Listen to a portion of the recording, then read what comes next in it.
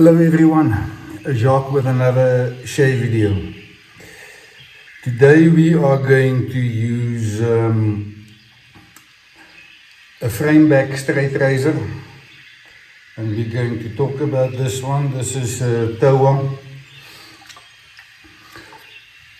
Grooming Department's Mallard, and this is chocolate.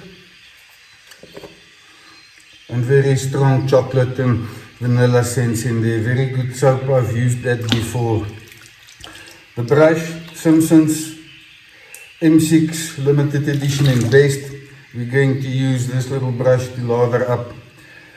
On brushes where they are very soft and also haven't got a load of backbone, what I do is I pinch down slightly on the bristles, and that helps me to get the brush to load easier and more controllable, at least for me.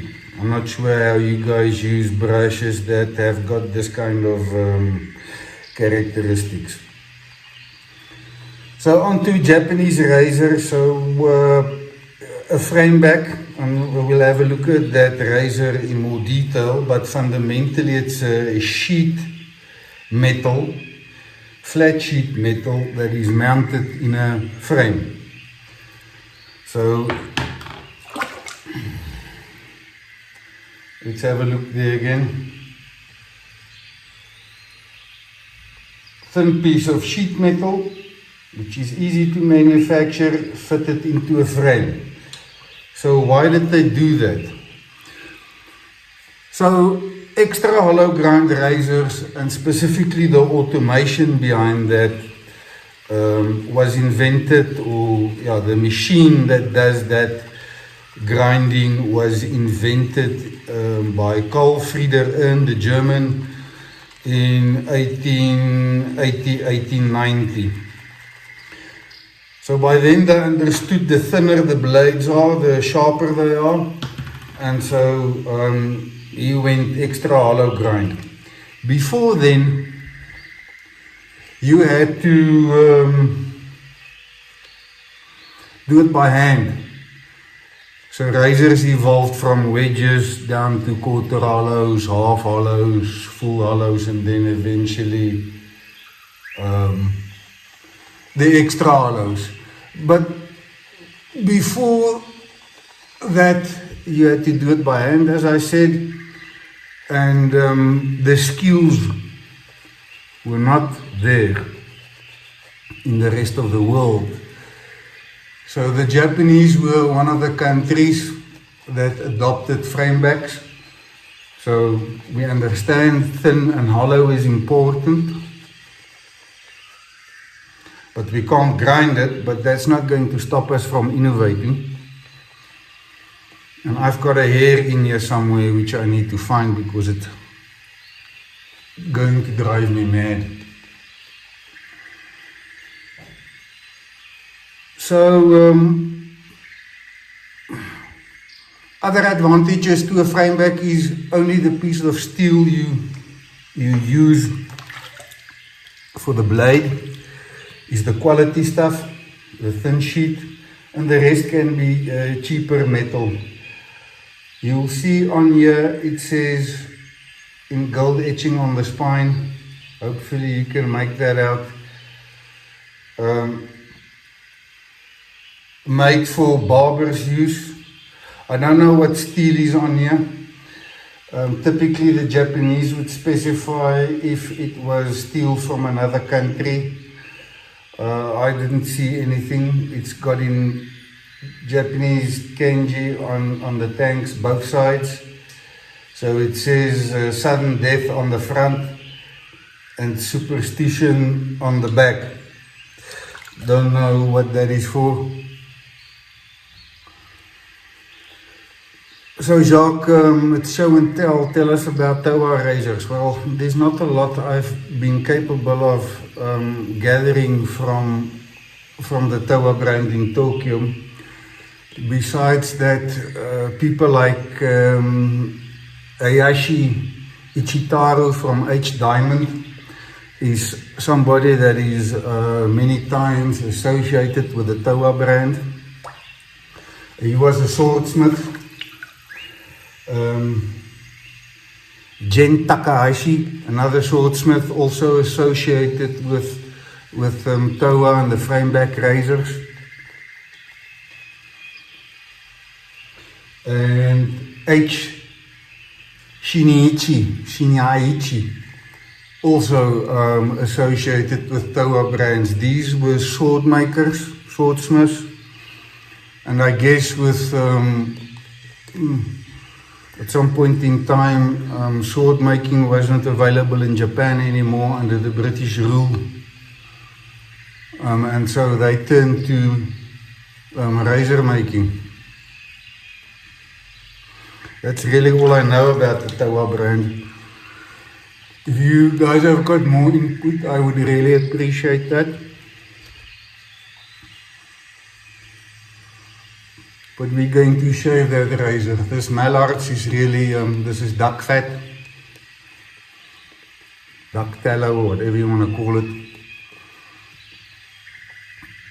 A very nice quality soap from grooming department. I'm also going to be using the moisturizing gel to finish off with.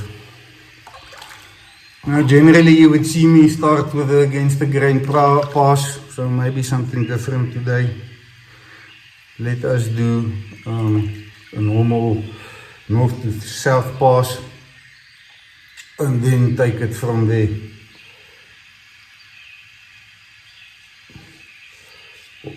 Once again, short overlapping strokes, making sure I stretch, give the skin a slight little stretch. This razor is so smooth.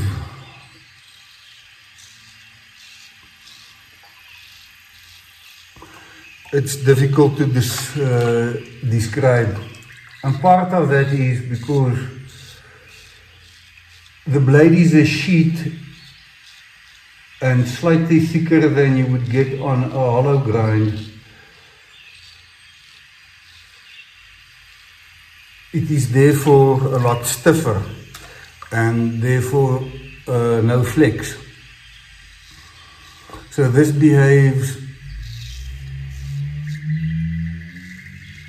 very similar to heavy-bellied razors like a Curate or a Rosette.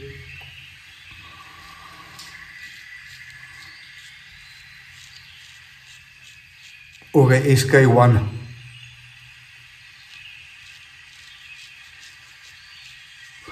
Talking about a SK1, typically Sato razors you can pick up from the box where they originate from.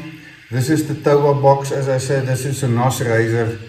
But on the Rosette stuff, you would typically have the Rosette company and then T.S for Shinohara or whoever made it. But in this box, I really can't see, and there's nothing else, anywhere else on the box. I can't see any reference to somebody specific like Aichi, Ichitaro, or one of those other guys.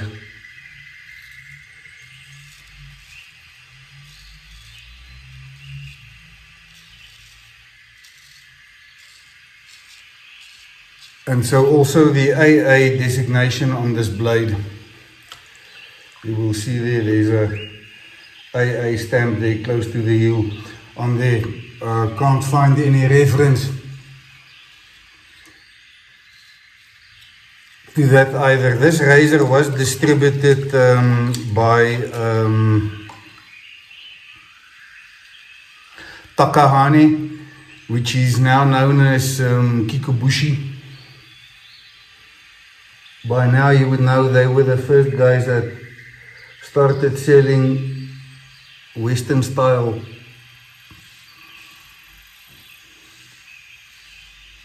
shaving supplies in Japan in the 40s.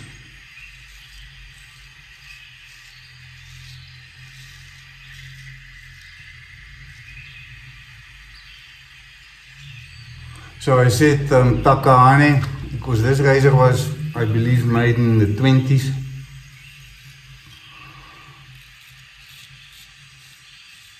maybe even before that, but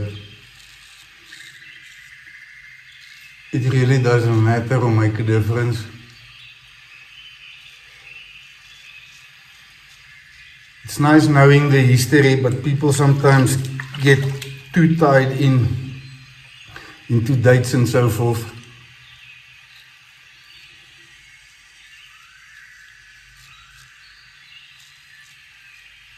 And if you haven't got something really concrete on paper, then all of this is guessing, but it's good guessing.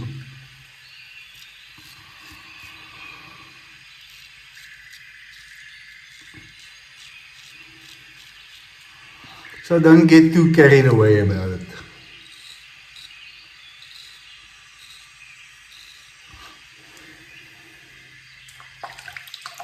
That was a close one on the finger.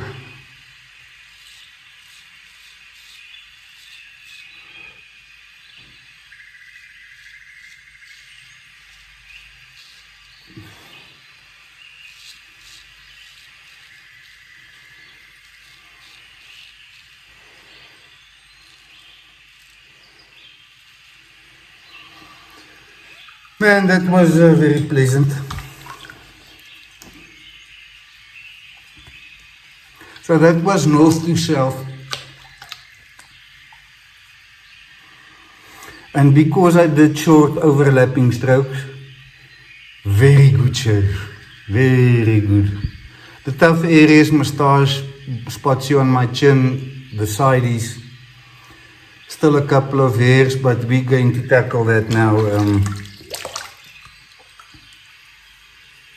Against the grain, I think. So the lather, really nice and hydrated. Grooming department's got good quality soaps.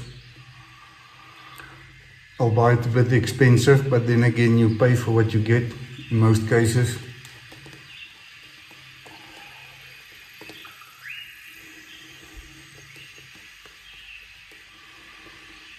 This brush is not one of the denser brushes in the Simpsons range, so it releases lather quite easy, which I enjoy. But then it lacks maybe a little bit of backbone. And as I say, these best bristles are incredibly soft. And why I pinch down when loading. We've got plenty soap left for post-shave. So let's take our time and get as close as we can here.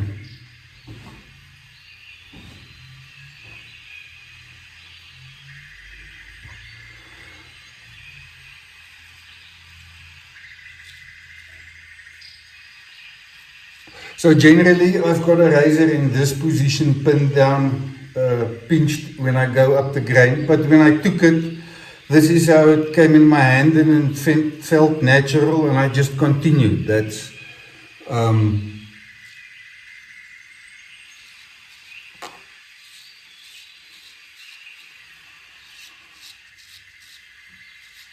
just something on grip. You would know I always say focus on blade position and angle rather than grip. Grip will follow naturally by itself.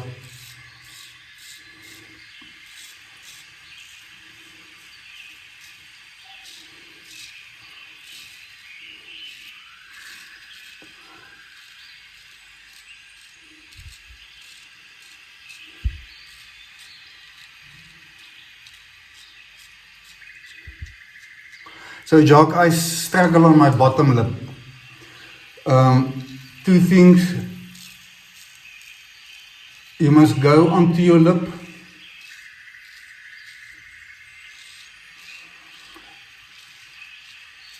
Very light touch, and that's where a natural edge excels because it won't grab at the skin, even if you've got dry lips, and I'll show that now. Oh, sorry, we were going against the grain here.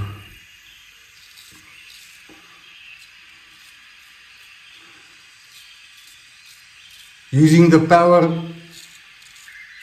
part of the blade, the heel. And why do I say that? It's the closest to your grip, your pinch.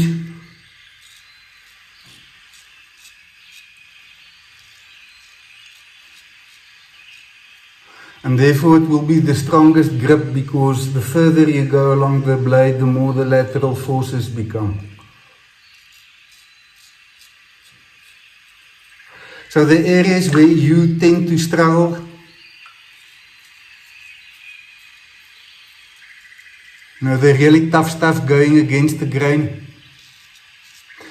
either use the heel or give a support with the other hand close to the toe. There is a specific wanker out there, and that's not me.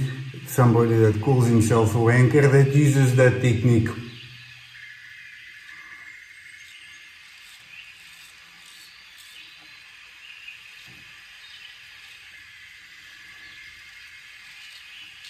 I still don't know why.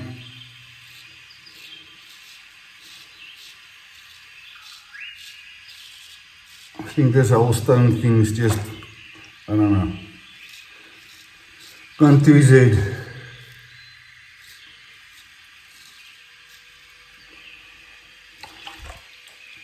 Right, full spas.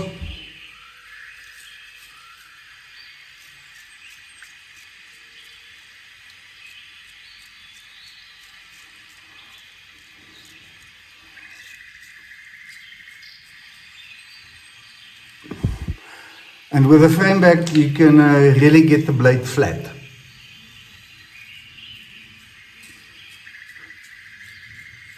So in that regard, pressure is not your friend.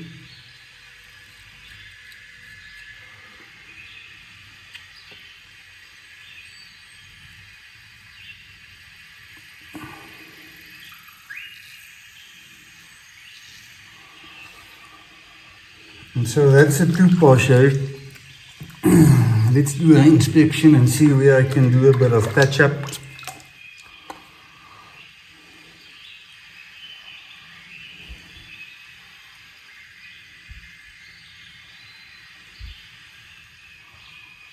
I think we can do a bit of buffing.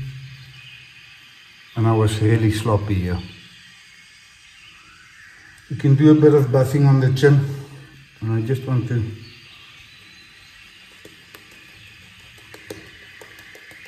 hit the tough spots again.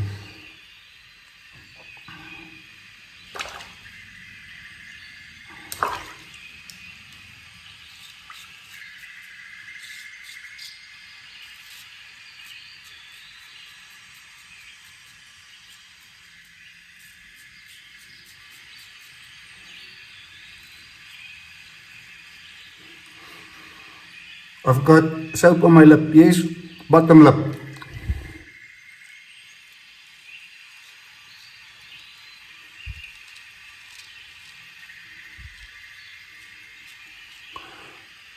A natural edge allows you to do that. A very toothy edge, if you've got dry lips, or not very smooth lips,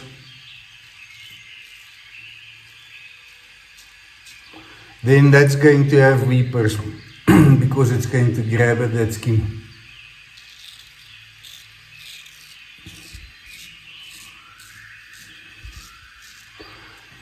But that's how I get it BBS all the way to the lip.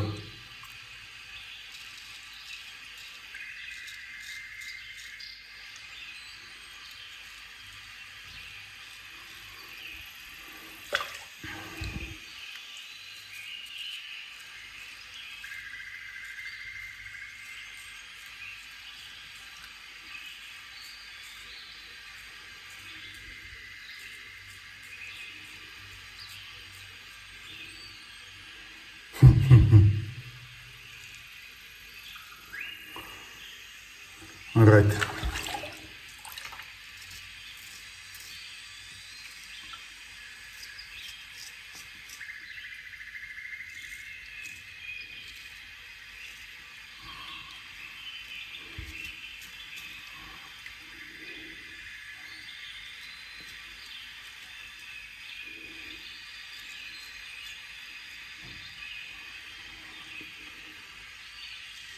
That's better.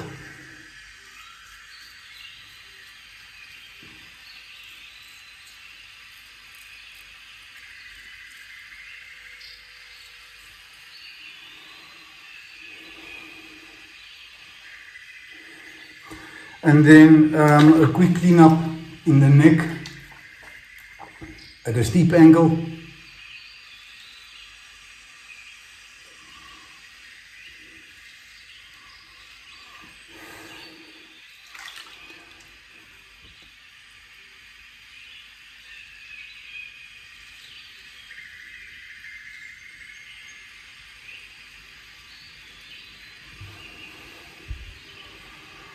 And there we go. 2 pass and a touch up.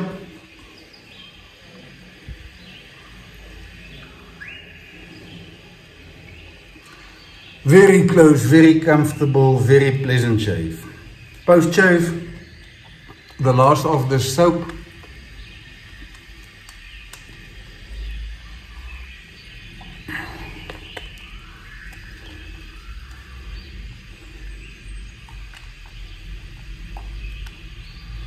I'm gonna rinse the brush and get some fresh water. The other thing I quickly want to talk about is maintenance on the razor. I briefly talk about it, so I just want to expand a bit on that. So the first one is warm water over the blade, and with my fingers in a stropping motion away from the edge, wipe down both sides so I make sure I get all fat and tallow and residue and perfumes and whatever is in the soap off the edge of the bevel, of the razor. So the bevel, make sure that is clean, and also the rest of the razor. This razor is wet all over, in between the scales. So I shake the excess water off, and then I use a towel.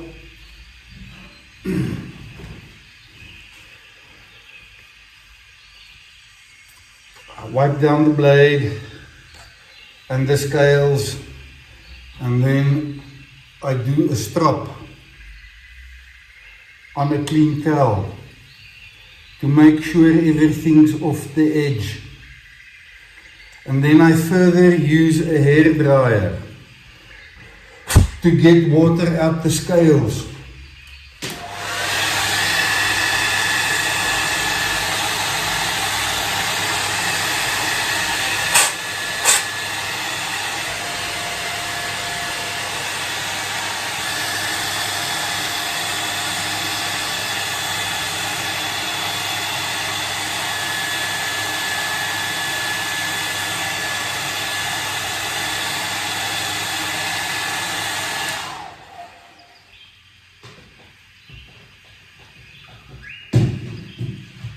So this razor is now dry and clean and ready to be stropped.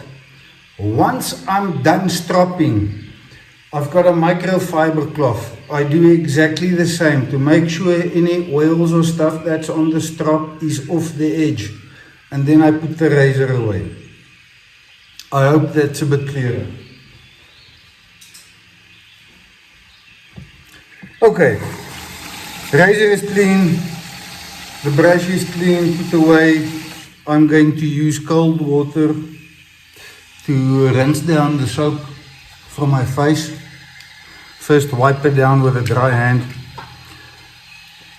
and then I'm slightly going to massage a small amount of soap residue that's in here into the skin, admiring my masterful work.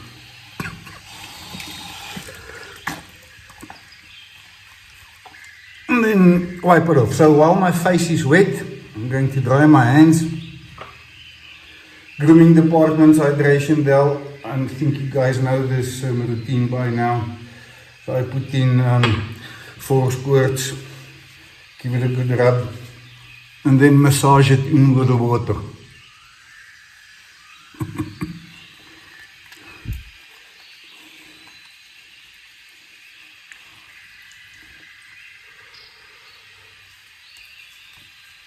And a little bit extra forehead, nose, eyelids, ears. There we go. I'm at home, so I'm not going to use any cologne. I'm done for for my grooming activity. So obviously I'm going to put that away. Very, very good, very pleasant scent. The mallards, beautiful artwork too. See you guys on the next shave.